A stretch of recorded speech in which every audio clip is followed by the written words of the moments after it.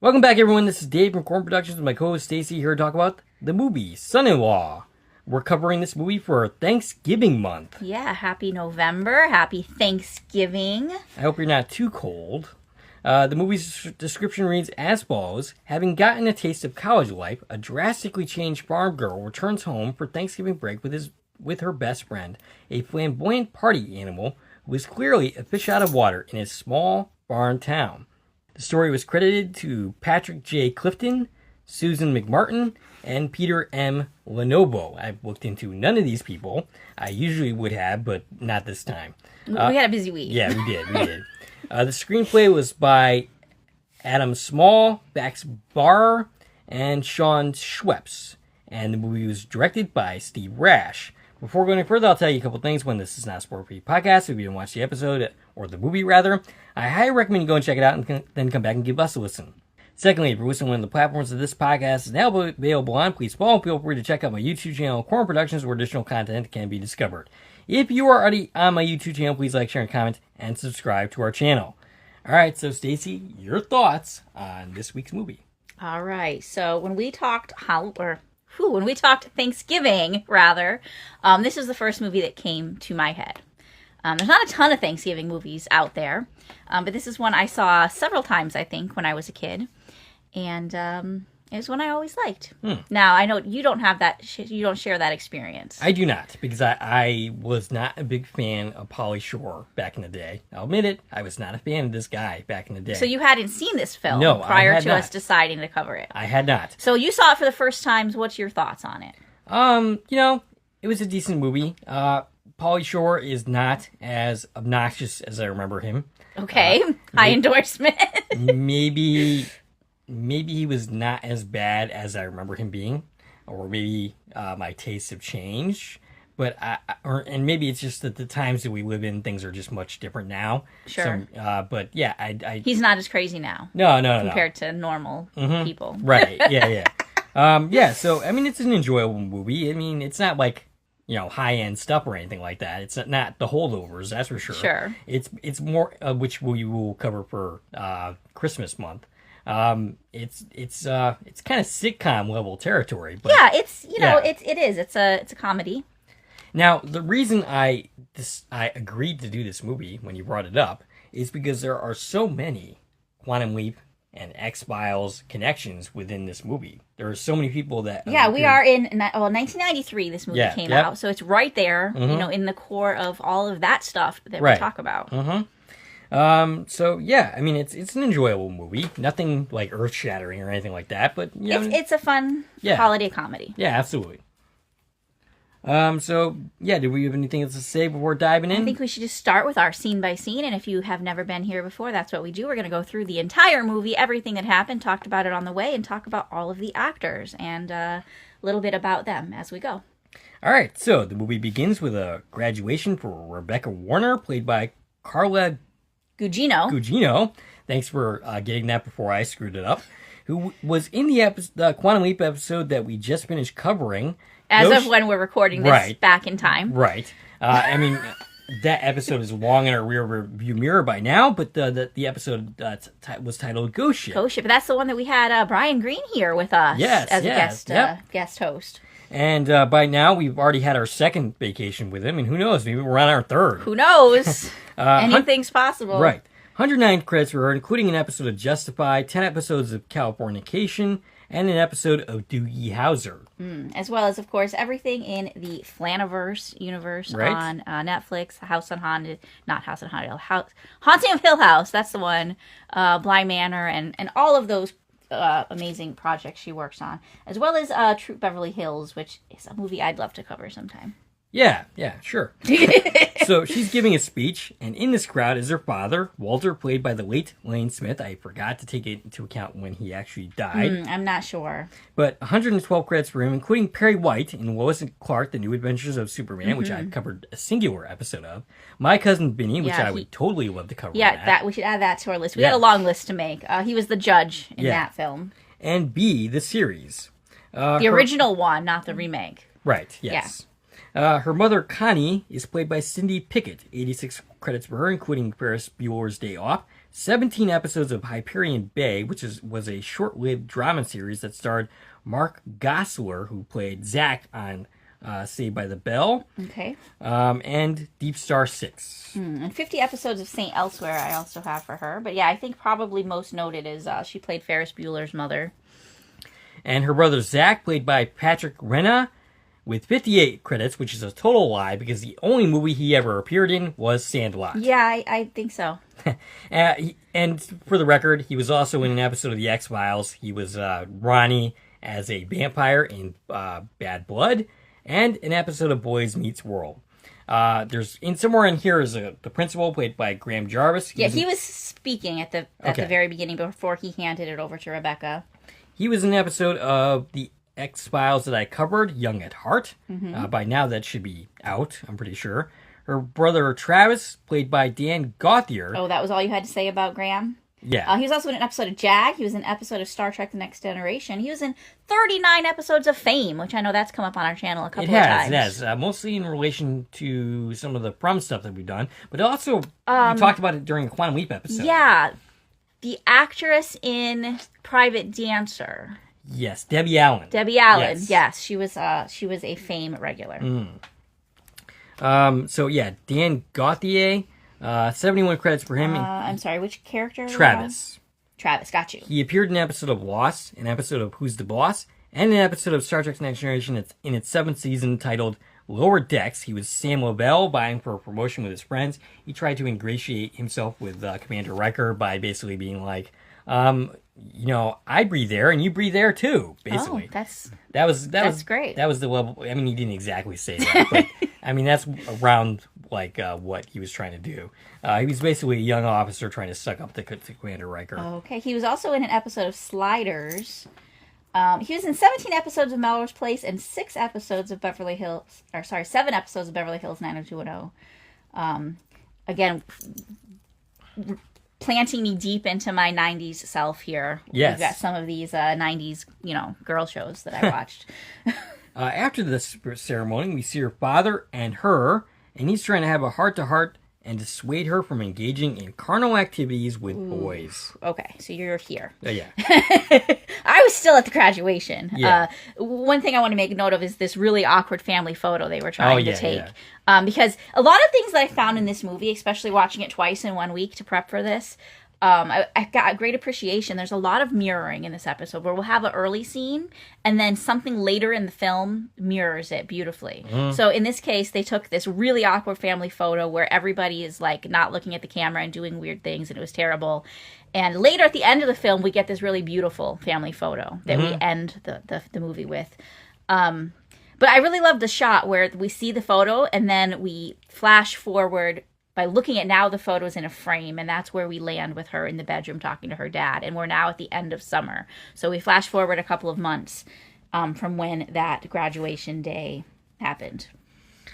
So she sneaks out to make out with Travis in the barn. She wants him to slow down, even though she's leaving tomorrow. Yeah, they had plans to fool around, but she changed her mind, and she's like, I'll be back in 3 months when I come home for Thanksgiving break, and every vacation thereafter, and then when I'm done with school, we're going to be together forever. Right. So why rush? So she promises nothing will change.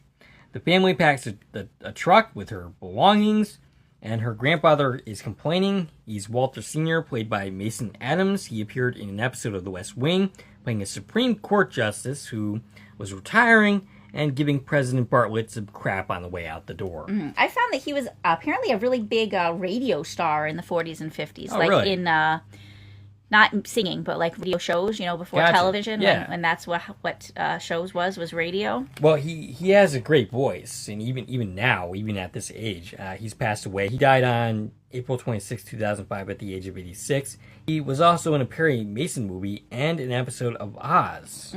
He was in all 114 episodes of the show called Lou Grant, which was a spin-off of the Mary Tyler Moore Show. Yep. So he was a regular in that. I never actually watched that one, but I watched the Mary Tyler Moore Show. I'm surprised. I don't think it was on Nick at Night. No? And Basically, they head out to college. Yeah, so they're going to be on the road for 2 days, Yeah. is the deal. Driving across the country to California, which is where she's going to school. At the last minute, she grabbed this wooden horse that her grandfather had whittled for her as kind of a memento for home. And that whole conversation her dad had with her the night before was really the basis was, you're going to California and things are weird there, and I don't know if you can handle it, Right. and I'm a little worried about this. Right. And they spend pretty much the entire drive arguing. And when they get to the college campus, the family is still arguing all the way to her new room. They tell Zach he better help and carry the luggage, or they're not going to take him to Disney, which explains why he's along for this trip. Why didn't they go to Disneyland before dropping Rebecca off? She gets to miss out on Disney? I guess so. They should have done that before the day she has to be at college for a Right. family trip, but okay.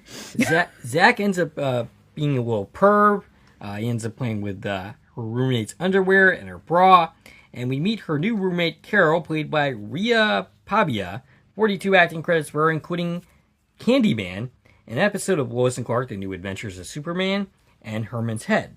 She was also in 2 episodes of Who's the Boss. We've seen a bunch of Who's the Boss pop Yep. up in this. And she was in an episode of Pauly, which was one of Pauly Shore's series. And she also has 4 directorial credits, 2 producing credits, and a writing credit. Walter goes and looks for a screwdriver and runs into Crawl, played by Pauly Shore, Yeah, who's hanging upside down. He's trying to get into her trunk that they brought, and the brother lost the key for it. So he's looking for a screwdriver. Now, when they first got to the room, he noticed that directly across the hall from her was the RA's room. And he was like, oh, well, thank goodness, at least she's going to be next to someone in charge. A responsible adult's going to be here. Yeah, not so And much. so that's where he goes when he's looking for a screwdriver. He's looking for the responsible adult. Instead, he finds Crawl, Pauly Shore, and he knows that this is all very bad for him. It's 81 credits for him, including Encino Man, Biodome, and Jury Duty. And to put it mildly, Walter Jr. is not impressed with Crawl at all. Yeah. He's also scheduled, I don't know if you know about this, he's trying to play Richard Simmons in a biopic. Really? I know you know what? I can see there's that. some drama. So he wants to do it. There was this back and forth of if Richard Simmons wanted that to happen or not. And now that Richard Simmons has passed, last I heard is that Pauly Shore is claiming like they had it all straightened out and he was set to do it, and now the family's like, I don't know if we're going to do that. Right. So there's some drama. It may or may not happen, but I can totally see it. I could too. It makes sense. So we briefly meet Carol's girlfriend, Lisa, played by Lisa Lawrence, who was also in the Quantum Leap episode Running for Honor. Yes, she played the Admiral's daughter, Karen. Yes, that Sam's host was dating. Which I think was the first time we mentioned this movie, and we were like, oh, we should do that for Thanksgiving. Right. And here we are. And they end up making out, which, by the way, this is completely ironic given her appearance Yes, in Running for Honor. exactly. So, and that we had a conversation during that recording about,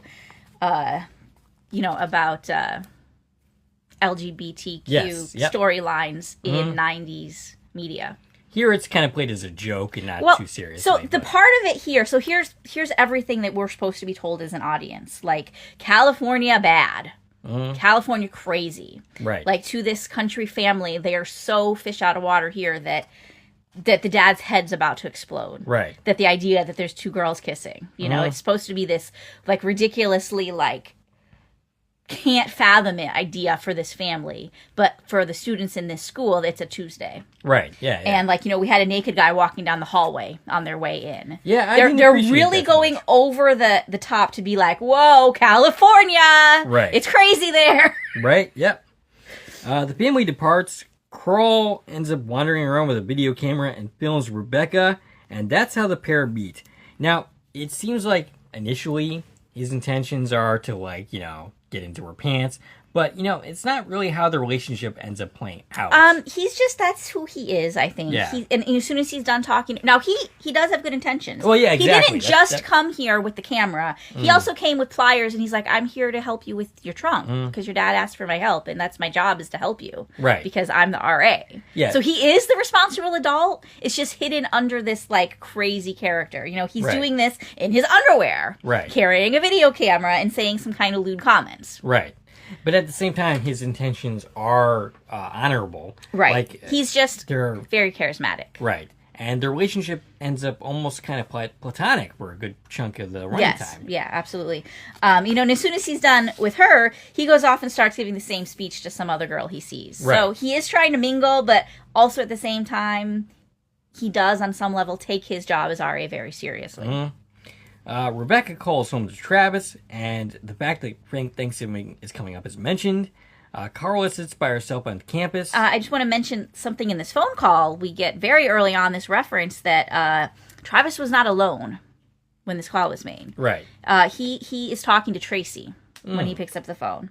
Okay. So he was in the back room of the store with Tracie. We saw Tracie at the very beginning, but we haven't met her yet. Right. So yeah, that comes up right away. He is in the back room of the store with Tracie when his girlfriend calls. Gotcha.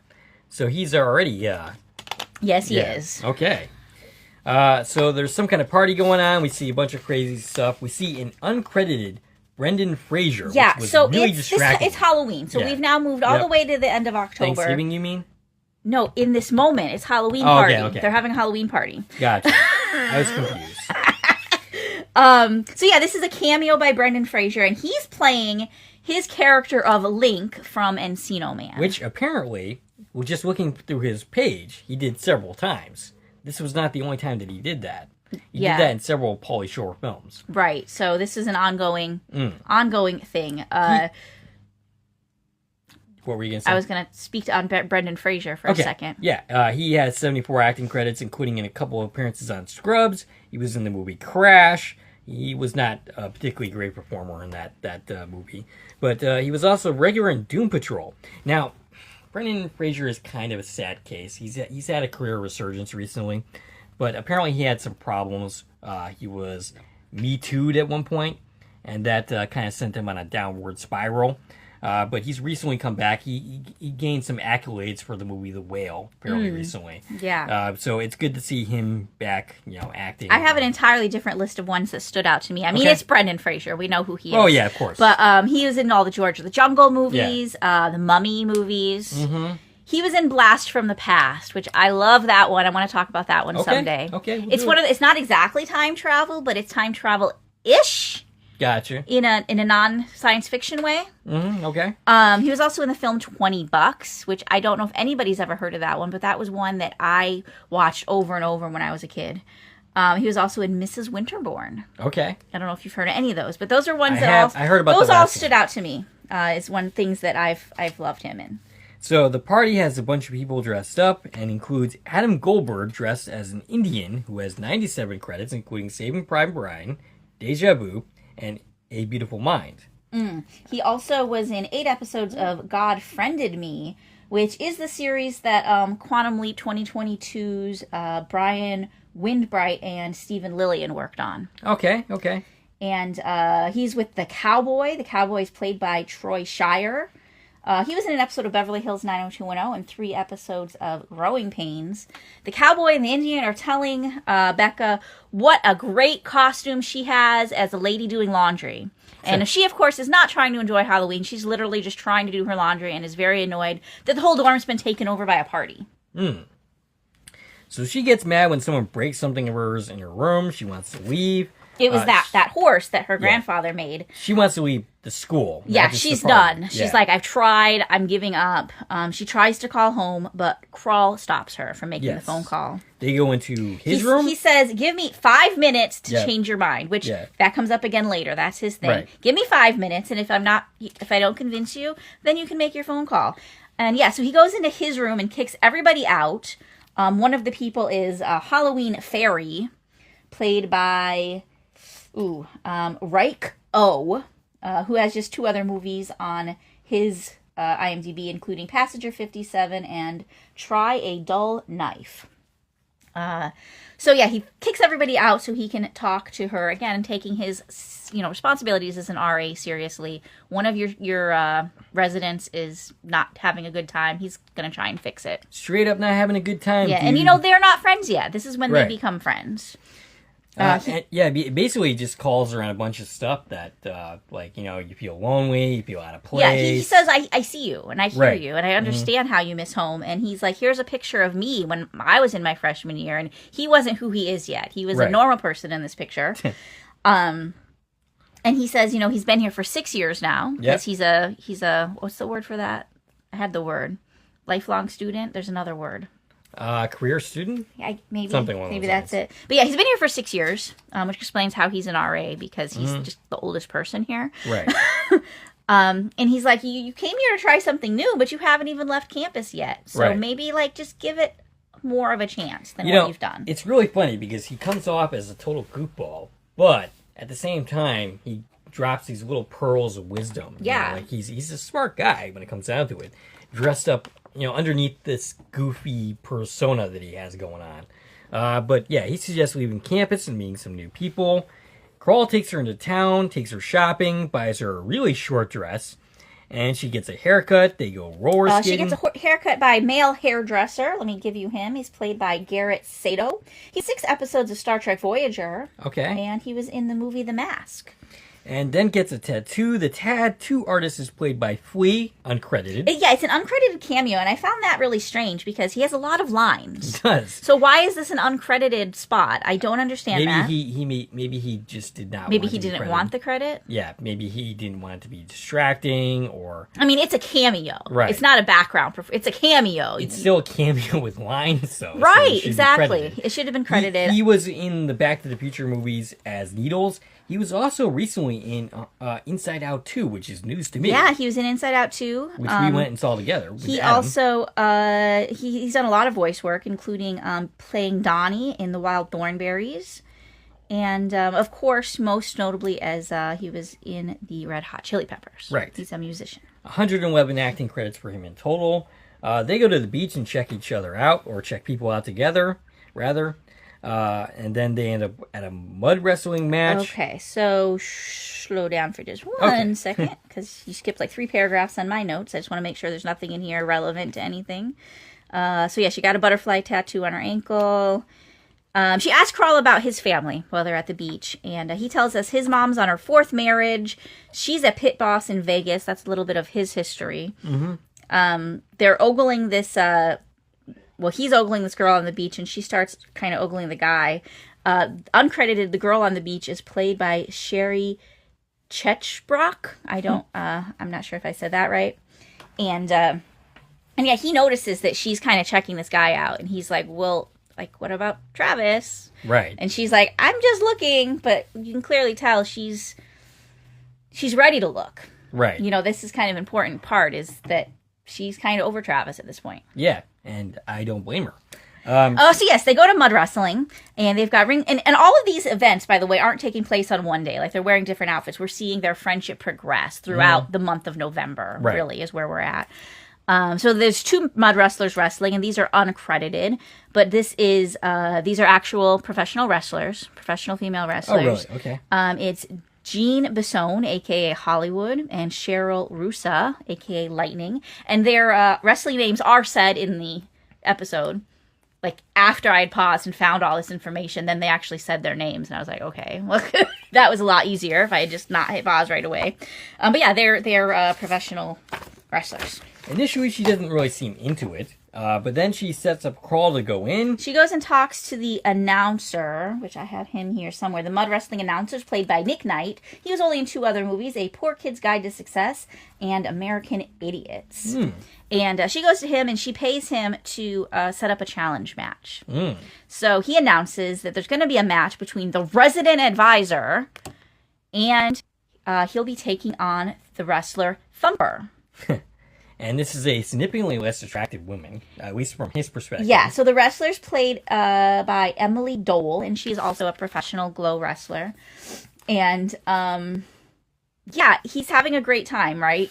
Until he sees her. Right. So he takes him a minute to actually look up at this woman, and then he freaks out. I think he's a little actually scared. Scared by her. He's scared that she's going to hurt him. Right, yeah. So he doesn't end up doing very well in this match, but... Rebecca loved it. She had a great time. So she ends up talking to her boyfriend Travis, who at first she doesn't seem to want to talk about. First of all, she doesn't recognize his voice at all. Yeah, he called her, and then this is after she said goodbye to her roommate Carol. Carol's still there, and Carol's leaving for Thanksgiving. Everybody's packing and leaving for the holiday. I don't know what school this is, but they're apparently getting an entire week off for Thanksgiving. I never had that in college. I got maybe a day. Yeah, we'd get out Wednesday afternoon. Yep. And come back Monday. but they're out like it's Monday because at the end of a whole week, it's Thanksgiving. Right. So they're the whole week off. Anyways, they're getting ready to go. Travis called her and she's just like, who are you? Right, yeah. Why are you calling me? Sure, I'll see you tomorrow. And he says that he loves her. And she does not say it back. No, she just kind of blows him off. And meanwhile, Crawl is trying to get her attention and show off his Steven Tyler PJs, which he's very excited about. So she hangs up with Travis and goes to see Crawl. And we learn that his plans to go to Vegas for Thanksgiving, remember that's where his mom lives, they fell through. Yep. So he's going to stay here and have Hungry Man TV dinners for Thanksgiving. She's not having it, and she comes up with an idea and invites him to come home with her for Thanksgiving, which is the setup of the movie that we're finally now in, like 40 minutes into it. Right. So she gets off the plane to see her family, and she's wearing a very different outfit than she departed. Yeah, with. she is now, she's showing them the new her. So, right, she's got this short red haircut. She's wearing very different clothes than they're used to seeing her. And I like her haircut, by the way. Yeah? Yeah, what do you think? It's a very 80s, 90s haircut. Yeah, it's nice. You know, she's an attractive girl, so she pulls it off. They are all very surprised and not pleasantly so. So, yeah, they're expecting a friend. Right. So she told them she's bringing a friend home for Thanksgiving. She didn't, spark the friend, but she didn't tell them who it was. So they're expecting a girl. Mm-hmm. And as soon as she says him, they all are like, what? And then Crawl comes out of the plane. Right. And they're even more unhappy. They end up back at the house. Pauly Shore engages in typical Pauly Shore antics. On the way home, he rides in the back of the truck, standing, singing the Green Acres theme song. I thought that was cute. He ends up meeting Theo, who saves him from a bowl. Yeah, and Theo is their farmhand. He is played by Dennis Berkeley. Berkeley, yeah, I made the same mistake. And I'm seeing now that I didn't write any credits for him. I must have skipped him. Sorry. I have one for him. Okay. He was Trucker, a regular on King of the Hill. Okay. And so also doing voice work. Yes. A lot of voice work in this movie. And this was his last role before he died at the age of 67. Oh, okay. Now, the King of the Hill was the last role, not this movie. He's in the room with Zach. Oh, yeah, okay, so it's basically decided he's going to stay with Zach in his room. Yeah, and Zach's not having this. Zach wants to stay in the barn, right. But they're like, nah, you can't do that. Nobody's excited. Right. That this guy's there at this point. And Travis pulls Rebecca aside to talk because he's not excited about this either. She ends up telling Travis that the two of them are just friends, and they end up making out some. Travis looks to be about to propose marriage, and she bangs sickness to prevent this from happening. And it's basically, we have all week to do this. So yeah, Zach has some kind of issue with his computer, and Crawl shows him how to fix it and brings up a bunch of tech jargon. And Zach is kind of coming around on him. He's a little impressed, and he says that you're where did I have it? I thought I quoted it here. I don't know. I thought he says something to him like, "Hey, you're just like me, basically. Right, yeah. You like computers, and that's super cool. And my family doesn't get it, but you get it. Is the gist." Rebecca ends up coming in, kicking her brother out, and she brings up a dilemma. Crawl says, "Hey, she doesn't have to do anything she doesn't want to do, and the longer she waits to tell him, the more painful it's going to be." She says she will do it tonight. Right, and that is tell him she doesn't want to get married. Yeah. And basically break up with him. Crawl wants to change his style into something more rustic. They go shopping where she runs. And now we're mirroring the scene where he took her shopping to change her style in the city, and it was these big, crowded, busy streets. Now she's taking him in this small town to go shopping and there was a dog in both scenes. And this time, it's this quiet little street, and the locals are looking at him like, what is that? So yeah, it's again, there's several moments in this film where we just see mirroring between like the two lifestyles and the two different worlds that we're looking at. So they end up running into Tracy while he is in the changing room. And again, Tracy, we already know, been spending a lot of time with Travis. Right. She's played by Tiffany Amber Thiessen. Amber Thiessen. I never thought I would talk about on this channel ever. Who now just goes by Tiffany Thiessen. She dropped her middle name at some point. Of course, we all know she played Kelly on Saved by the Bell. as well as playing Valerie on Beverly Hills 90210, two iconic roles for that 90s girl in me. Yeah, 48 credits for her, including reprising the role of Kelly Kapowski for the college years and the recent Revival series as well. And she was in a bunch of, like, the Saved by the Bell movies that came out. And I think you just mentioned that she was in 136 episodes of 90210. I didn't write the number of episodes, but it was just like a main character. So after some chatting, Kroll comes out and is introduced to her, and she seems impressed. And he's wearing chaps with nothing underneath. Mm-hmm. I did not need to see that, but okay. So they go to dinner, sporting his new style. Making a scene, Walter continues to not get Kroll's name right, which I think is very much on purpose. He's called him every name in the world except Kroll. In this instance, the name was Crap. Right. he's doing it on purpose, 100%. Kind of similar to Sullivan's Crossing, where Sully doesn't get his name right. I mean, that's a trope that we have in a lot of media, like going back to Bewitched, and Samantha's mother can't say the name Darren. She calls him every name in the world other than Darren in every single episode. Zach has totally come around on him. Meanwhile, Travis is about to propose right then and there, now making a public display of it. Everyone claps, but she kicks Kroll and tells him to do something. Yeah, and I don't know what she wanted him to do. Right, I don't either. She gets mad at him for this. Right. What did you want the guy to do? Right, so he stands up and he announces Travis is too late because he already asked Rebecca to marry him a couple of weeks ago, and she said yes. And then he gives her a ring off of his finger, and but he tells Travis it's okay, she never cheated on you. Right, yeah. It was a very strange interaction. Yeah. Travis is crushed. He runs off. She goes after Travis. Travis ends up punching Kroll out, who cries on the floor and does not retaliate in any way. Yeah, he has a bloody nose. He's not getting the best of this whole situation. No. Everybody's mad at him. He's hurt. I mean, I don't know. What did you want him to do? Right. Did you want him to get up and exclaim that she doesn't want to marry you? Right. I honestly do not know what she expected. But she basically is giving him crap for doing what he does. Yeah. Like, if you want him to do something else, maybe you should have been a little bit more specific. Or maybe you should have just done it yourself. Right. Maybe you should have done it before you're in front of your entire family at the country club. Because you knew this was coming. Yes. Yeah. Anyway. Or right now in this moment when, you're standing here she's trying to apologize to him, and he's like, I think more upset about the fact that she lied to him saying he was just her neighbor and friend. Right, which is also a lie. This whole thing is a lie. Right, but I get him being upset about that. Like, you just told me I didn't have to worry about him, and now I found out you're engaged. Right. This was the right moment for her to be like, no, that was a lie. That's not true. I'm just don't want to be with you. This was the moment. Mm-hmm. If she hadn't done it yet, this was the moment to do it. But instead, she decides to carry out this lie. Yeah. I mean, it wouldn't have been much of a movie if we stopped there, but... Right, yeah. Also, during the scene, we had a country club waiter, played by Robert Koch. He was in 21 episodes of Knots Landing. So on the car ride home, in the back of the truck, she blames him for doing, what he just did. But the plan is to stay engaged. Walter is obviously not happy with any of this. He runs into Theo, Pauly Shore's character. Kroll does, and he's hostile towards him.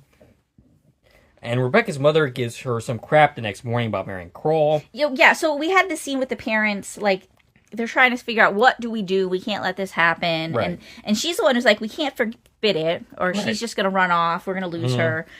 So they're trying to navigate this situation, but no one's happy about it, of course. Throughout the whole movie, Kroll keeps trying to get Grandpa to whittle wood with him, or rather, he wants to whittle wood with Grandpa, who that's all he's ever doing, and it's constantly turned down. But that didn't stop him from joining him on the porch anyway, so that's funny. It's like, I'm not going to let you do it, but you're still going to be stuck talking to you. Right. Connie asks Becca if she's pregnant. She's trying to find a reason why this is happening. Walter comes out to talk to Kroll and asks about his plans, asking him how he plans to support his daughter, and Kroll ends up suggesting that he'll just take over as a farmer. Everyone is skeptical of this, but he suggests Theo show him the ropes. Yeah, and especially when Kroll called farming a 9 to 5. Right, yeah. I mean, it's more like a 5 to 9. Right, yeah. Theo wakes up early in the morning, and wakes him up early in the morning, And we go through some chores. And it was funny because Crawl screams. He's like, I thought you were a burglar. And then he hugs him. Throughout the whole movie, he's trying to hug Theo. And Theo's just like, get away from me, dude. Right. And Theo is more obnoxious in these scenes than Pauly Shore is. So that should tell you something. So yeah, he's purposely trying to make this harder than it is. He's trying to give Crawl a hard time because he doesn't like him. He didn't like him before the fake proposal. But yeah, he's trying to give him a really hard time. He starts off by pushing his face into a pile of manure. Right. Which kind of mirrors that mud wrestling scene. It does. Yep. And then he's tasked with feeding the bulls, and it's these, heavy bags of grain. And then he's got to feed the pigs, and Theo tricks Crawl into getting run over by the pig. Like, he's having a tough time of it. Mm-hmm. And then he goes on a tractor, which ends up going through the fence. He breaks the fence down. Tries to milk a cow, but he gets peed on. And, this reminded me, the whole, let's milk the cows, reminded me of Reed Price in Don, Her Dad, and the Tractor. Yeah. He had that day of, I'm going to learn how to be a farmer today. I think Reed Price's character in that movie was a little bit more successful, of course. A little bit, yeah. So, but none of this ends up dissuading him from joining the family business, which is interesting that he's taking it this far, because he's not actually going to do this. He's not actually going to marry her. Right. This is all just part of the cover-up. Right. So yeah, he joins the family for lunch, and Walter and Theo, they think that they succeeded. We've convinced him that, farming's hard, and they're being a little cocky about it, saying you're going to give up. And he's like, nah, I just haven't found my groove yet. And he tells him, well, you cost me $1,000 in damages this morning by breaking my fence, and I lost half my chickens, and yeah, he's just not happy about any of this, Walter. Yeah, Walter is acting like a butthole in the scene and is mean to Crawl. Zach ends up sticking up for his sister, which is surprising, by the way. Yes, but also because he likes Crawl now. Right. So he sticks up for his sister, but he kind of mentions that she has a tattoo. Right. Which was news to the family. So now Dad's giving her crap about the tattoo, about all the decisions she makes in her life. And the meal ends with the parents arguing with each other. Everybody's fighting. Yeah. We got the insinuation things are not going very well in the bedroom. Crawl ends up basically stopping the fight, saying that, it's obvious that the problem is me, and he starts to leave. He keeps looking back as he walks away, though, hoping somebody will stop him. Nobody does until Rebecca says she's leaving too. And then Walter changes his tune and says, well, we would love to keep having you here. Yeah, this time calling him Crotch. All this time the entire table corrects them on what his name is. Right. So Zach helps Crawl milk some cows, showing him how to do some chores. Which is interesting because we already have this dynamic that Zach doesn't do farming. He doesn't want nothing to do with it.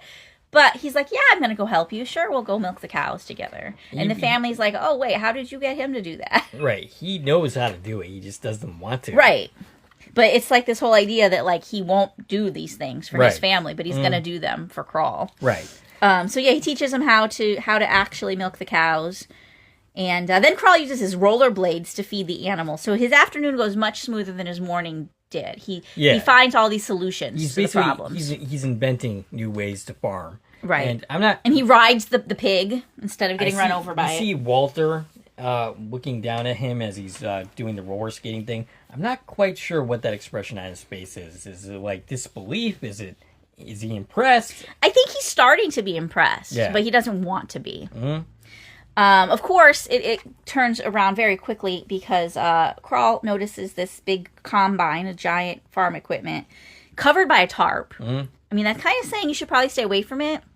But he doesn't know how to do that. He has no boundaries. This is a Pauly Shore character. So he climbs inside, and he proclaims it's just like a video game, and he starts playing with all the knobs and dials. He pulls out a John Denver tape, and he's like, oh, how do I get this to work? So he's got to turn the tractor on in order to get it to work. So now he's got, thank God I'm a country boy playing. But he's continuing to play with the gears and act like he's just in a video game, and he's being a child. Like, oh, I'm going to turn this and do that and turn the wheel, and it's still covered in a tarp, and it's going because he turned it on. And I think at this moment he doesn't even realize it's driving until the tarp is pulled off. But instead of stopping, he just goes with it. Right. And then Walter notices what's happening, yells at Theo because Theo is supposed to be watching him. He said, that's a $250,000 machine, so this is bad that this guy is possibly about to crash it. Right. So yeah, they chase after him, and he goes through the cornfield. Right. At least he's productive.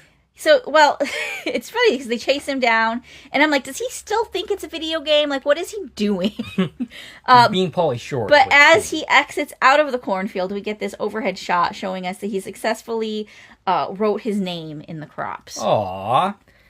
So, like, he knew what he was doing. Yeah. So, late at night, he ends up hitting on Rebecca's mother. So he sneaks up to her in the bathroom. She's in a towel, leaned over, and he thinks it's Becca. Right. So he sneaks up and puts his arm around her and is, like, leaning into the, like, oh, I'm pretending we're engaged bit. Yeah. But it's not her. It's her mom, who, you know, is a little surprised. Why are you standing in the bathroom door with the door open in a towel? Yeah, this scene is weird. Yeah, she basically kicks him out, but he wants to do a makeover on her. And he gives her that same line, just give me 5 minutes. And if you don't like it, then you can just, you know, be you. And she eventually ends up agreeing to it. Walter talks to his daughter, who apologizes to her, saying he's still proud of her. Crawl, meanwhile, helps out Connie. They end up going line dancing. Crawl ends up bringing Connie, who shows off her new look. Walter doesn't seem to know how to react, but eventually says he likes her new look a lot. Yeah, and everybody does. Right. A man asks Connie to dance. Walter turns him away so that he can dance with his wife. They dance to The Way You Look Tonight. And you know, one thing I noticed, there's a lot of one-line actors in this that aren't credited.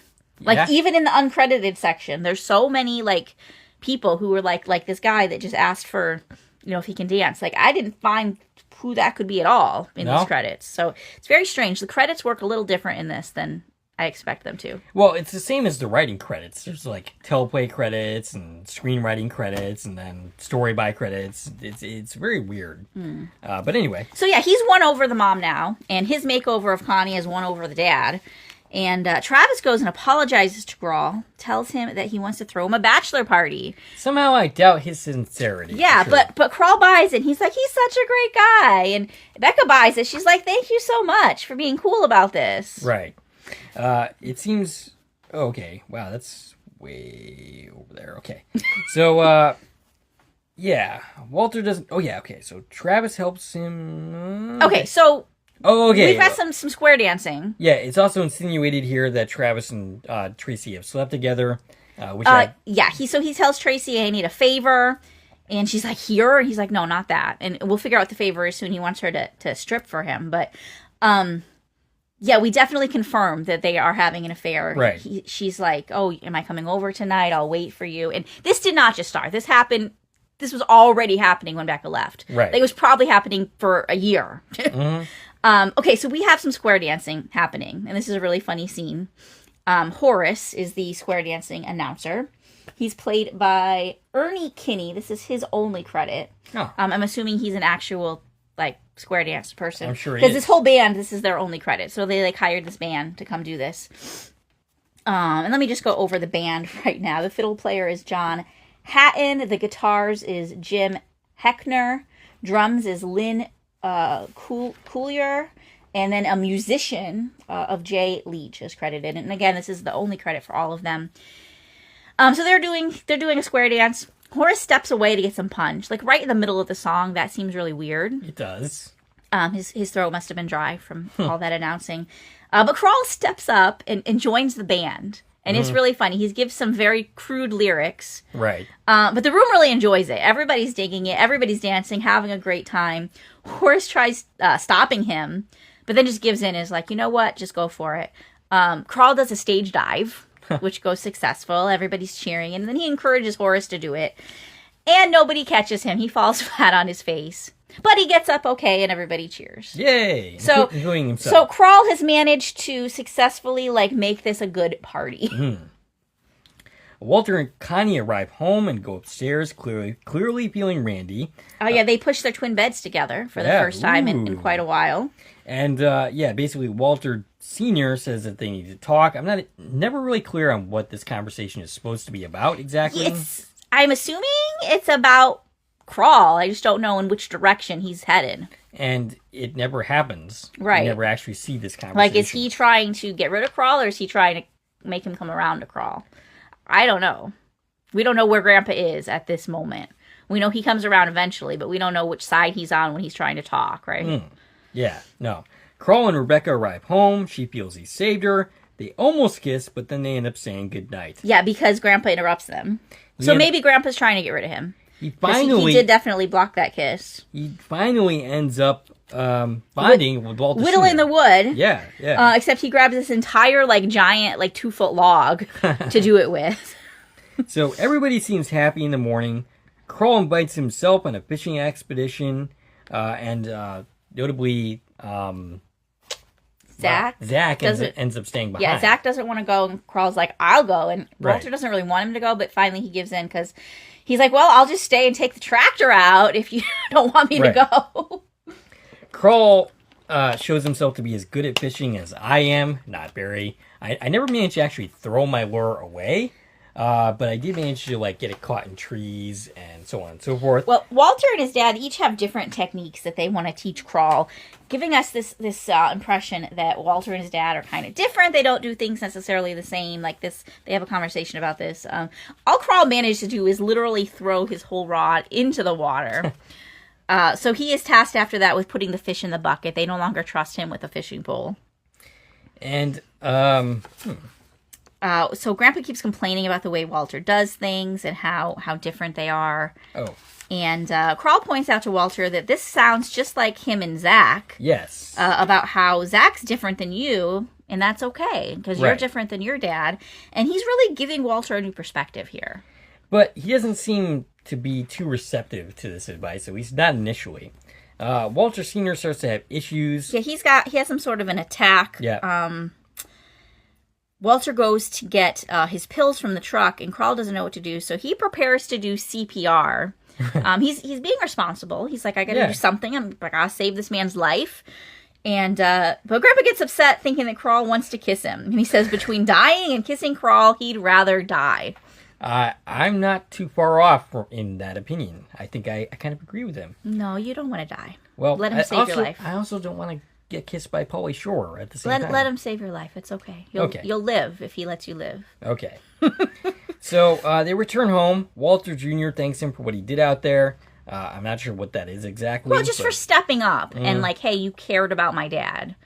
You weren't actually helpful, but you wanted to do something to help. Right. I think was the insinuation. Okay. So Crawl tells Rebecca that they need to talk. Crawl and they go up into some kind of room somewhere. Yeah, it's like this attic, little, kind of like a tree house, except it wasn't in a tree. Right. Crawl doesn't want to lie to the family anymore. He likes the family, and he insists either he's going to tell them or she is going to. So she says that she will do it. Yeah, she says at first, we've only got 2 more days. We just got to get through this. And then once we get back to school, we'll tell them we broke up. And he's like, nah, we got to do it now. Right. So it seems like Theo and Crawl are even starting to get along a little bit. No, I didn't get that at all. No? I mean, initially it kind of seemed like it, but... I didn't get that at all. Theo's just trying to give Crawl trouble by making him slaughter the turkey. Okay. So, yeah, he has Crawl go after the turkey to try to kill it for Thanksgiving, but the turkey seems to be scared to death and just falls over. Yeah, this is not the case at all. So the head doesn't get it cut off. The entire turkey ends up in the kitchen sink. Head still attached, ready to be cleaned. And they tell Crawl, you got to clean it now. As soon as Crawl pulls the first feather out, however, we learn the turkey's not really dead. And it gets up and starts flying around the kitchen, and it's a crazy scene. And Crawl scoots out of there because Travis arrives to pick him up for the bachelor party. Travis and Theo are drinking with Crawl. Yeah, and they have Crawl's chugging beers. Now we see Theo be handed a bottle of pills by Travis. And this is clearly a setup. Yeah. So then Theo gives Crawl his next drink, now which has been drugged, and he chugs that as well. Yep. Crawl starts... He sings karaoke, the same song from the tape, Thank God I'm a Country Boy. And he's like, this song has really special meaning to me. So Tracy is the bachelor party entertainment. She starts dancing. Stripping, yes. She doesn't get very far, though. Yep, just down to her bra. That's a little bit disappointing. It's funny, because in my childhood memories, I remember that being a much racier scene. I mean, you were a child at the time, so anything would have been a racy kind of moment for you. But, so Crawl ends up passing out. The next morning, they aren't sure where Crawl is, the family. Important to mention here that they also kind of forced Tracie to chug a beer. Right. They put a beer in her face, and she's like, I don't want that. And they're like, you have to, it's a party. And they basically shove it down her throat. Now, initially, it kind of seems like she's part of the plan, but it turns out not to be the case Yeah, at all. part of her plan was just getting her there and dancing. Mm-hmm. And everything that happened after, she was just as much a victim of as Crawl. Right.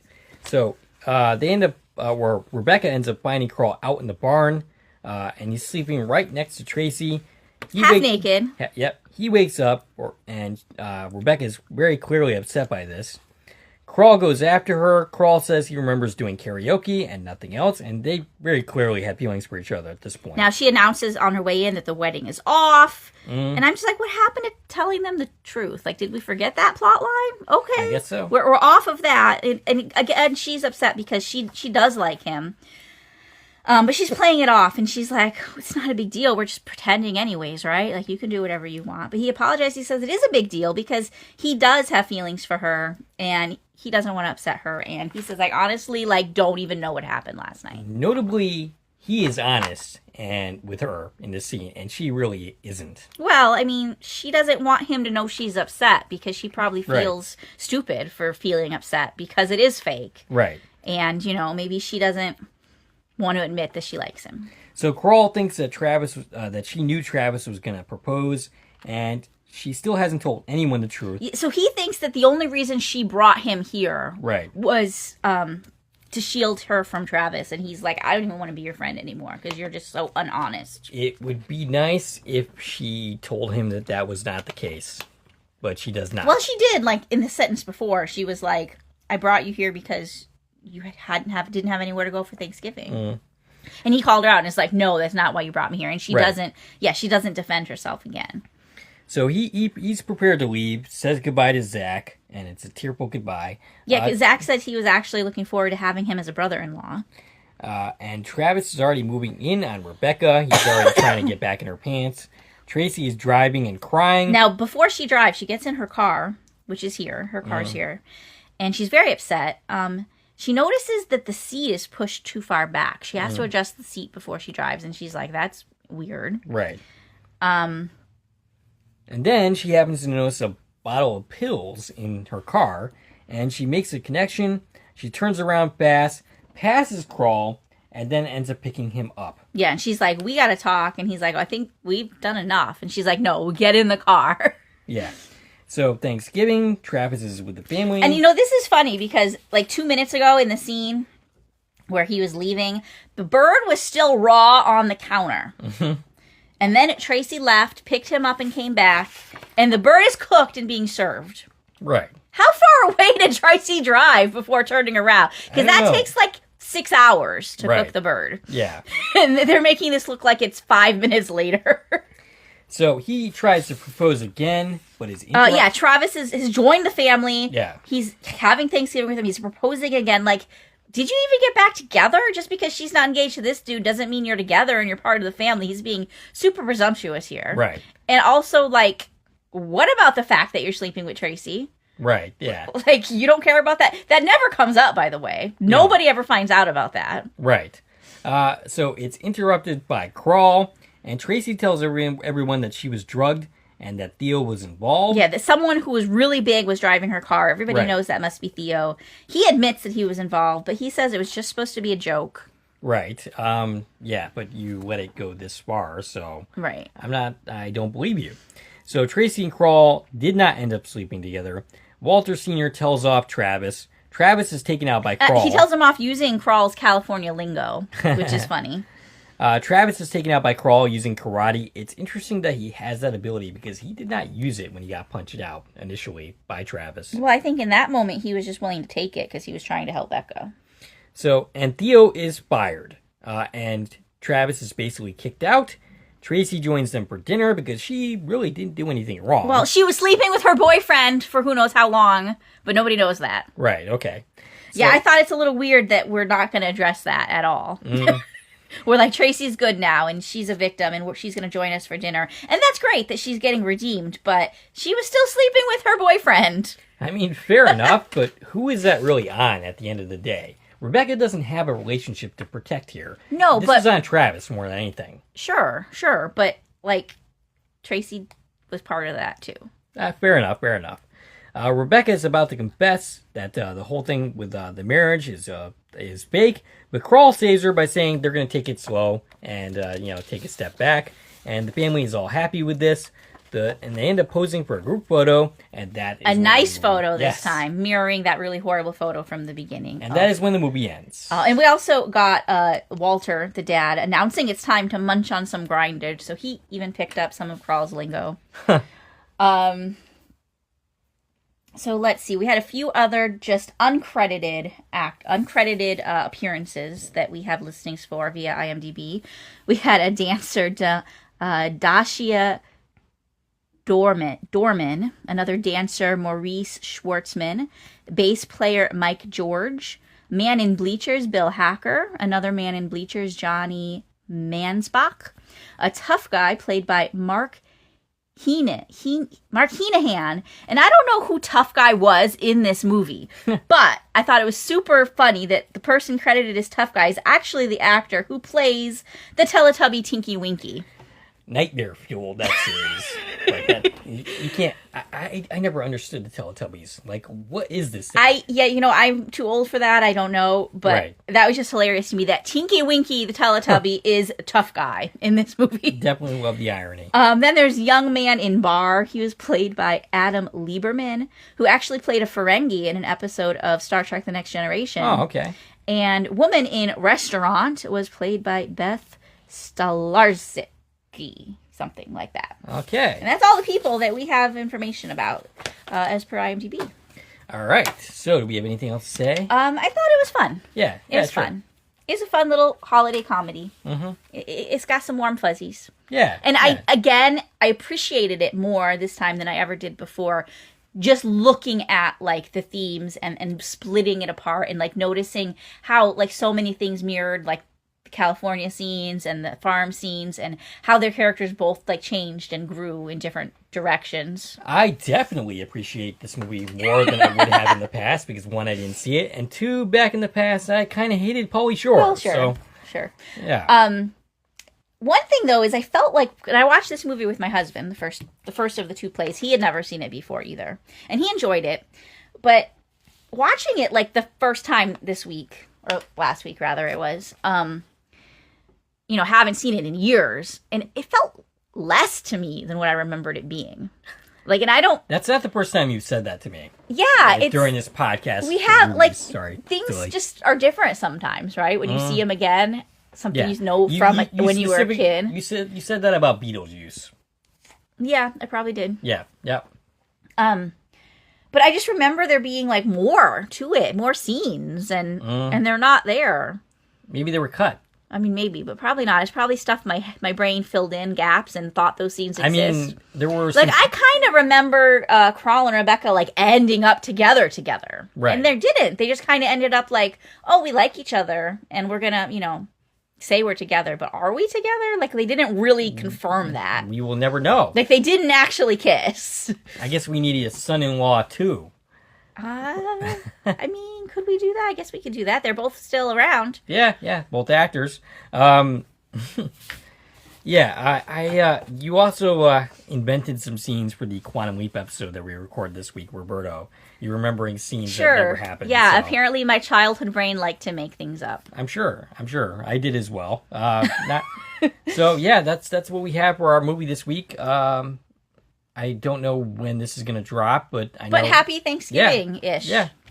And I hope you're enjoying all of the other great stuff we're talking about. We are deep in it right now in November, all of our fall programming. Lots and lots going on. Yep. Make sure you check out all of our playlists and come back for more. All right. Stacie can be reached at... I can be reached on Twitter, X, Instagram, and Threads at TVN Coupon Talk. If you like this video and want to support your channel, there are a number of ways to do so. You can follow me on Twitter at Corn Productions. You can join one of my Corn Productions Facebook pages. You can buy something from the Corn Productions store on Zazzle. You can buy me a coffee, which is a new way to support content creators such as ourselves. I don't need to say that anymore, but I did anyway. You can join the membership for the Corn Productions membership for 99 cents a month. And, of course, you can like, share, and comment on this video, as well as subscribing to our channel. This is Dave and Stacie from Corn Productions, signing off.